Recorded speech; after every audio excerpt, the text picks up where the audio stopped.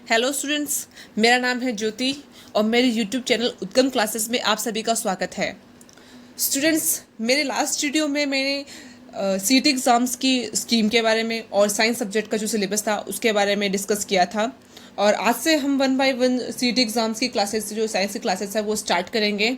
और आज मैं आपके सामने लेके आई हूँ सीटी 10+2 लेवल का साइंस का first topic, physical and chemical changes, और हिंदी में हम बात करें तो भौतिक एवं रासायनिक परिवर्तन। आज से हमारी one by one classes start होगी।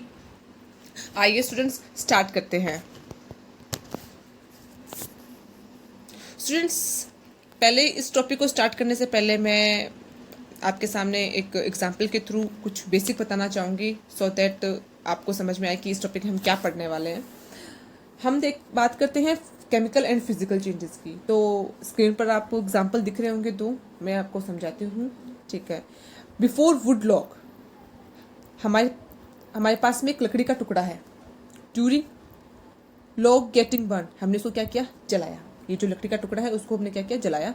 And after new substance pile of ash, क्या बनेगा हमारे सामने? राख का ढेर।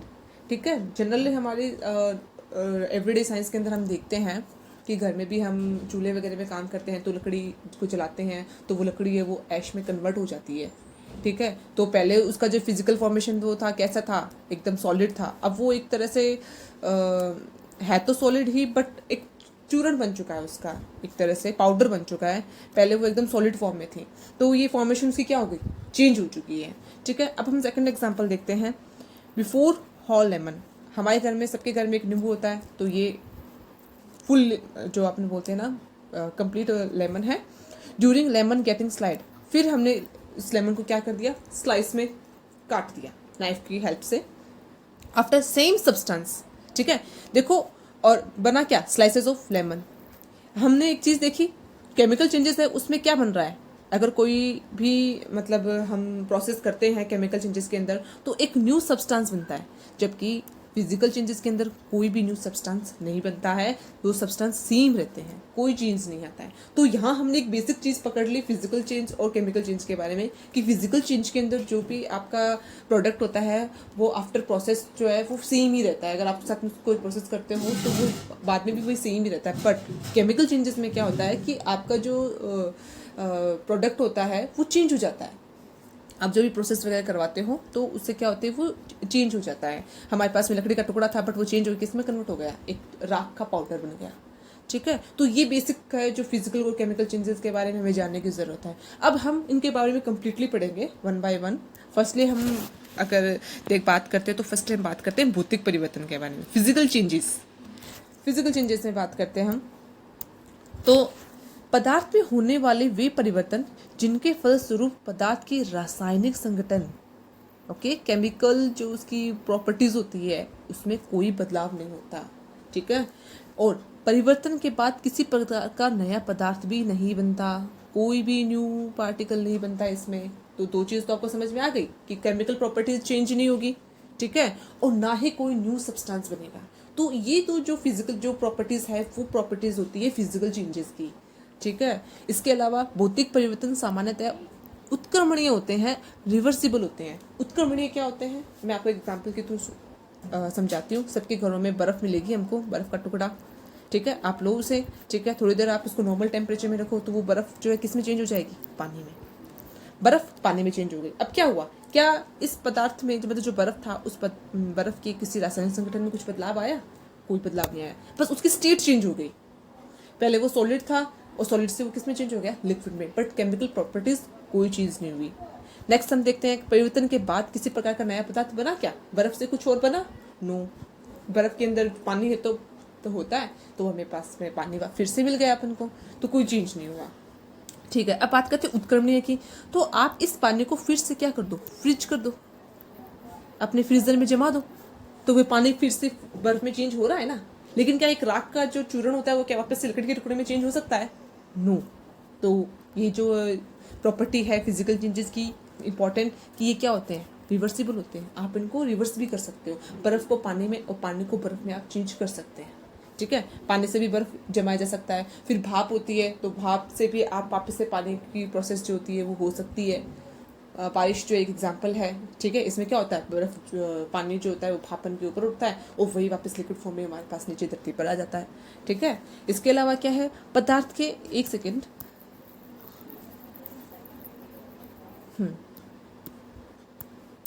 पदार्थ के आकार और आकृति में होने वाले परिवर्तन, सिर्फ आकार ही चेंज हुआ, ठोस थी, ठोस से वो किस में चेंज होगी, सिर्फ पानी में। नींबू का जो टुकड़ा था वो पूरा था, गोलाकार में था, हमने इसको स्लाइस कर दिया, वो छोटे छोटे टुकड़ों में कन्वर्ट हो गया, ठीक है। इससे पदार्थ की अवस्था में परिवर्तन होता है।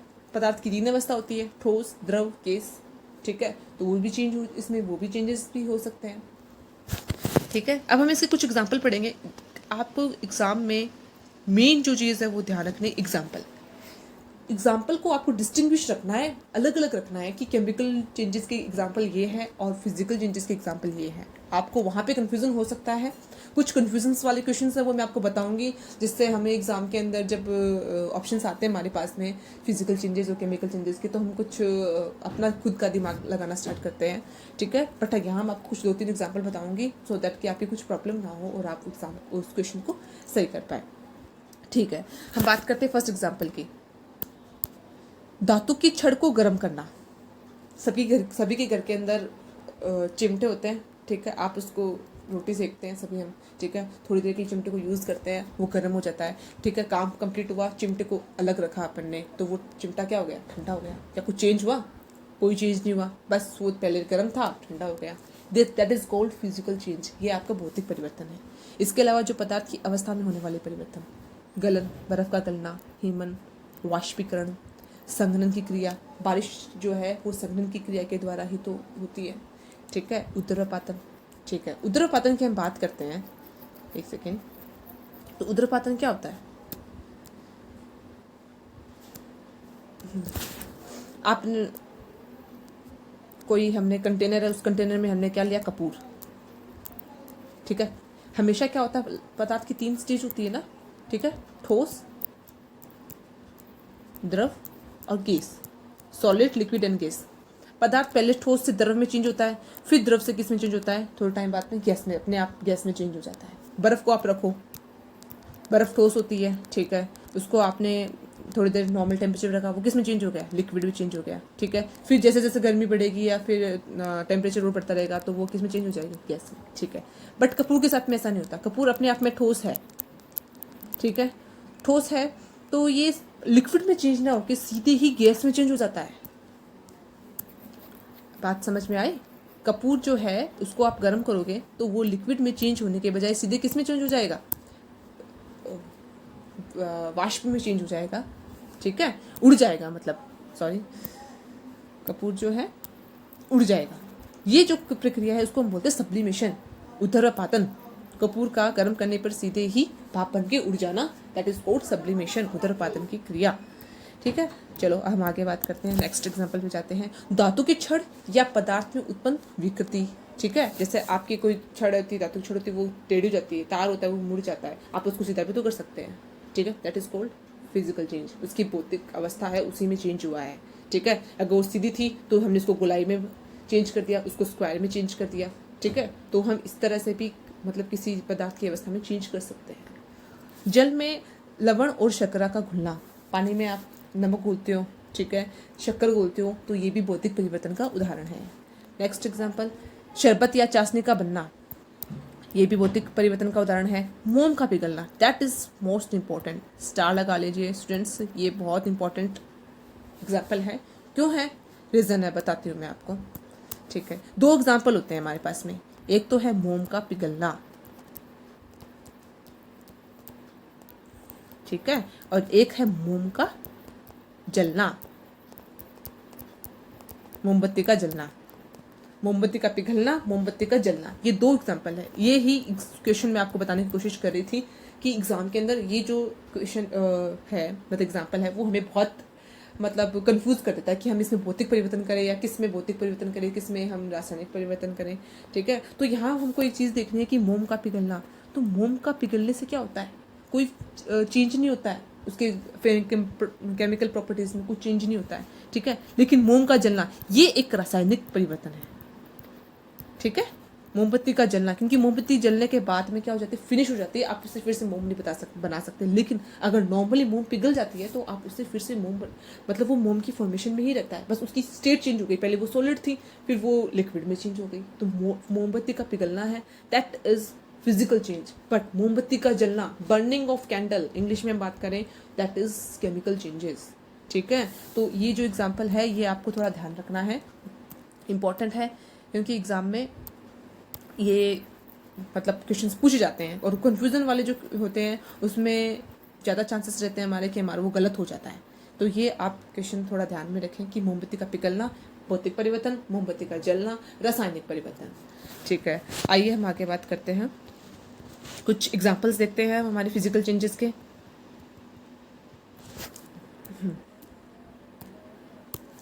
Breaking classes, mixing candies, shredding paper, folding paper, melting ice, chopping wood, cutting hair, dry ice sublimation, boiling water, breaking egg, ये सब फिजिकल चेंजेस के एग्जाम्पल हैं। आप लोगों को थोड़ा ये एग्जाम्पल्स भी देखने हैं, हमारी डेली लाइफ में यूज़ होने वाले एग्जाम्पल्स है ये, इसमें आपको कोई कन्फ्यूज़न भी नहीं है। ठीक है, नेक्स्ट हम देखते हैं केमिकल चेंजेस। तो केमिकल चेंजेस में क्या होता है, फिजिकल चेंजेस समझ में आने के बाद मुझे नहीं लगता कि आपको केमिकल चेंजेस में कोई प्रॉब्लम आएगी। उसको मैंने आपको एकदम कॉन्सेप्ट वाइज उसको समझा दिया कि उसमें अपन को क्या याद रखना है क्या नहीं। इसमें हम बात करते हैं फिजिकल चेंजेस में, तो पदार्थ में होने वाला ऐसा परिवर्तन जिसके फलस्वरूप पदार्थ की रासायनिक संगठन में चेंज आ चुका है, परिवर्तन होता है। जबकि भौतिक परिवर्तन होता है उसमें केमिकल प्रॉपर्टीज में कोई चेंज नहीं होता, और इसमें किसी नए पदार्थ का निर्माण होता है, हमेशा नया पदार्थ बनेगा। हमने फर्स्ट एग्जांपल ही देखा था, लकड़ी के टुकड़े को हम जलाते हैं तो वो राख में चेंज हो जाता है, तो नया पदार्थ बन गया, चूर्ण बन गया, सॉलिड से चूर्ण में वो चेंज हो गया। ये परिवर्तन सामान्यतः अनुत्क्रमणीय होते हैं। फिजिकल चेंजेस में मैंने बताया था आपको, रिवर्सिबल होते हैं, उत्क्रमणीय होते हैं, जबकि ये क्या होते हैं, अनुत्क्रमणीय है, आप रिवर्स नहीं जा सकते इसमें, दीज आर इरिवर्सिबल। ओके, आपने अगर आप क्या उस लकड़ी के जो जलाने से जो राख बनी है, चूर्ण बना है, क्या उससे आप रिवर्स कर करके फिर से लकड़ी बना सकते हैं? नो, हम नहीं बना सकते हैं। ओके, अब इसके हम कुछ एग्जांपल्स देखने हैं। स्टूडेंट्स, मैं आपको बार बार एक ही बात कहूँगी कि आपको एग्जाम्पल्स पे ज़्यादा फोकस करना है। हमें एग्जाम्पल जितने अच्छे याद रहेंगे वो हमारे लिए उतना ही सही रहेगा। ये टॉपिक इतना डिफ़िकल्ट टॉपिक नहीं है फिजिकल एंड केमिकल चेंजेस में, बट इसके जो एग्जाम्पल्स होते हैं वो थोड़ी कन्फ्यूज़न क्रिएट करते हैं। फर्स्ट एग्जाम्पल है पदार्थों का दहन, जलना, कंबशन। कोयला, पेट्रोल, डीजल, लकड़ी आदि का दहन। हम अपने नॉर्मल लाइफ में भी बात करते हैं कि हमारे जो रिसोर्सेज होते हैं, प्राकृतिक संसाधन होते हैं, अगर हमने इनका बहुत ज़्यादा दोहन कर लिया तो ये हमारे लिए बचेंगे ही नहीं। ठीक है, हमने जितना ज़्यादा इनको यूज़ कर लेंगे अपन तो ये हमारे लिए नहीं बचेंगे। तो कोयला, पेट्रोल, डीजल, लकड़ी ये फिर से दोबारा बनते ही नहीं है, इसलिए इनके बारे में कहा जाता है कि आपको इनको बहुत सही तरीके से यूज़ करना चाहिए। ठीक है, तो कोयला, पेट्रोल, डीजल, लकड़ी आदि का दहन केमिकल चेंजेस की कैटेगरी में आता है। श्वसन एवं प्रकाशलेशन, नॉर्मली हम भी श्वसन की प्रक्रिया अपनाते हैं, पेड़ पौधे भी श्वसन की प्रक्रिया अपनाते हैं। ठीक है, गैस को छोड़ते हैं, गैस लेते हैं, O2 हम इनहेल करते हैं और CO2 एक्सेल करते हैं, तो ये भी एक केमिकल चेंजेस की कैटेगरी में आता है, ये भी केमिकल चेंजेस का एग्जांपल है। फोटोसिंथेसिस, जो पेड़ पौधे हैं फोटोसिंथेसिस के थ्रू ही अपने भोजन का निर्माण करते हैं, तो ये भी केमिकल चेंजेस का एग्जांपल। ठीक है, फिर है फलों का पकना। फलों का पकना रासायनिक परिवर्तन का एक उदाहरण है। दूध से दही का बनना, दूध का फटना, ये भी रासायनिक परिवर्तन है। दूध से दही का बनना, तो हम देखते हैं कि दूध से जब हम दही बनाते हैं तो क्या वापस दही से दूध बना सकते हैं? नहीं, तो ये एक तरह से अनुत्क्रमणीय प्रक्रिया है। तो जो रासायनिक परिवर्तन के जो हमारे जो भी एग्जाम्पल मिलेंगे वो अनुत्क्रमणीय होंगे, आप उनको रिवर्स उस जो आपका प्राइमरी प्रोडक्ट होता है उसमें आप उसको चेंज नहीं कर सकते। दूध का फटना, तो दूध फटने के बाद हम दोबारा उसको यूज़ नहीं ले सकते, फिर से वो दूध नहीं बन सकता है, आप उससे चाय भी नहीं बना सकते हैं। तो ये आपकी केमिकल चेंजेस के उदाहरण हैं। धातुओं का संक्षारण, कोरोजन ऑफ मेटल्स। धातुओं का संक्षारण क्या होता है? ठीक है, जैसे आपने किसी लोहे के टुकड़े को एक बार थोड़े टाइम के लिए आपने बाहर रख दिया तो उस पर क्या आ जाता है, जंग आ जाता है, तो यही एक तरह से धातुओं का संक्षारण है। ठीक है, कटे हुए सेब का भूरा होना, आप थोड़ी देर के लिए जो सेब है उसको काट के लिए बाहर रखिए, ठीक है, तो थोड़े टाइम बाद हम देखते हैं उस पर येलोइश एंड ब्राउनिश सी एक लेयर आ जाती है, ठीक है, वो किसी एक केमिकल जो बोलते हैं ना प्रोडक्ट की वजह से आती है। तो वो ऐसा कौन सा पदार्थ होता है जो जिसकी वजह से जो सेब है उसका कलर जो होता है बुरा हो जाता है? आप मुझे कमेंट बॉक्स में लिख के बताइए, जितने कमेंट्स आएंगे उसके हिसाब से मैं देखूंगी और नेक्स्ट क्लासेस के अंदर मैं इसका आंसर भी दूंगी, क्योंकि ये एक इंपॉर्टेंट क्वेश्चन है, साइंस का बहुत इंपॉर्टेंट क्वेश्चन है कि जो आप सेब है उसको काटने के बाद उसका कलर जो है ब्राउनिश किस वजह से हो जाता है, ठीक है, कौन से केमिकल सब्सटेंस की वजह से उसका कलर ब्राउन हो जाता है, तो उसके बारे में हम बात करेंगे। और मुझे कमेंट बॉक्स पर आप कमेंट करें कि इसकी वजह से इसका कलर ब्राउन हो जाता है, ठीक है। किण्वन, किण्वन की प्रक्रिया, किण्वन क्या होता है? जब भी कोई पदार्थ होता है वो टूटकर छोटे छोटे सरल सरल पदार्थों में टूट जाता है, ठीक है, तो उसको हम बोलते हैं किण्वन। तो किण्वन के कुछ एग्जांपल्स आते हैं, जैसे ब्रेड बनाते हैं, खमीर उठा करके ब्रेड बनाते हैं, ठीक है, दही का जमना, ठीक है, दही जो बनता है वो भी किण्वन की प्रक्रिया के कारण ही जमता है। तो ये सब आपके केमिकल चेंजेस के एग्जाम्पल हुए, ठीक है। नेक्स्ट स्लाइड में हम देखते हैं तो कुछ केमिकल चेंजेस के एग्जांपल देखते हैं जो डेली लाइफ में हम यूज़ करते हैं, ठीक है। फर्स्ट एग्जांपल तो हमने देख लिया, बर्निंग फूड्स, लकड़ी का जलना, देन रोटिंग फ्रूट, फलों का पकना, बेकिंग केक, केक बनाना, रस्टिंग मेटल, धातुओं का संक्षारण, रस्टिंग मेटल, ठीक है, कोरोजन या रस्टिंग मेटल जैसे लोहे पे जो जंग लगता है उसको भी बोलते हैं। यूजिंग ए बैटरी, डाइजेशन, हमारे जो बॉडी के अंदर जो डाइजेशन की प्रोसेस होती है वो भी केमिकल चेंजेस की कैटेगरी में आती है। सोरिंग मिल्क, दही का खट्टा होना, दही का जमना, दही का दूध का फटना, ठीक है, तो ये सब भी दूध का खट्टा होना, तो ये भी केमिकल चेंजेस का एग्जाम्पल है। एक्सप्लोडिंग फायरवर्क्स, पटाखों का फूटना, ठीक है। कुकिंग एन एग, एक एग को पकाना, ठीक है। मैं आपको केमिकल चेंजेस की एक स्लाइड में लेके जाती हूँ जहाँ पे हमने एक चीज़ देखी, ब्रेकिंग एग, ठीक है, और यहाँ हमने देखा क्या, कुकिंग एग। तो दो एग्जांपल आ गए, मोम का पिघलना, मोम का जलना। यहाँ पर हम एग्जांपल देख रहे हैं अंडा ब्रेक करना, तोड़ना, ठीक है, अंडे को तोड़ना और अंडे को पकाना, दो एग्जांपल देख रहे हैं। तो इनमें जो आपका देखते हैं तो प्रोडक्ट तो सेम ही है, वहाँ पर मोम था, यहाँ पर भी अंडा है, लेकिन उनकी जो प्रोसेस हो रही है वो डिफरेंट है।